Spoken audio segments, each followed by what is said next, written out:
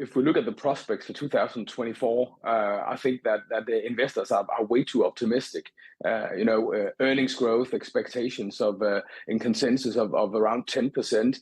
It doesn't really reflect economies that probably overall on the global scale will grow at a slower rate than what we saw in 2023. Now, we don't have all the numbers for 2023 yet, but we are looking at standstill in earnings on a global scale in 2023, and it doesn't really reflect that if economies grow slower in 2024, that companies are able to deliver or even overachieve on the 10% growth expectations that are currently in the market. So we will need to see, I think, some recalibration of earnings expectations, and this earnings season will probably be the first part of that.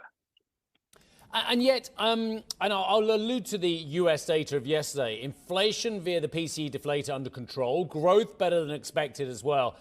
Is it possible that we can see similar kind of data coming out in 2024 out of Europe, or is that just way too optimistic an idea? We think it's way too optimistic on the growth side in Europe. Probably inflation-wise, it will be better in Europe.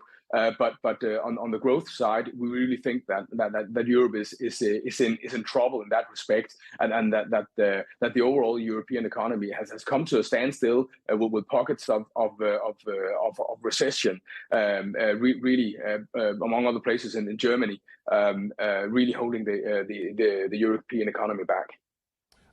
Jacob, good morning to you. Then you spoke about a recalibration of earnings. Then what exactly are you looking for to happen then, particularly in Europe?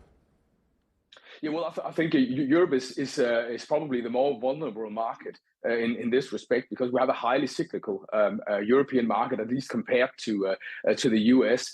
So when it becomes more real for companies and for investors that the economy in Europe is not gaining traction in 2024, I think that we will see some disappointments on the earnings side, and how stocks react to that.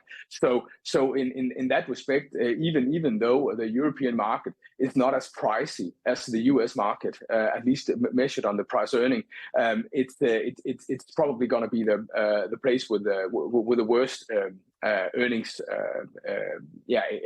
going forward. Yeah, I mean, some estimates, the consumer prospects aren't looking as rosy perhaps as some would think across the Atlantic in the United States. So what does that mean for return prospects this year? Is the general sense that it will be negative? It will be a general slowdown? Very low. We don't see the global economy taking a huge hit, but we see a global economy slowing to a very low growth pace, and that of course will also slow down companies' earnings growth, and as such keep returns on equities at a low level, with the risk of negative returns when we look further into 2024.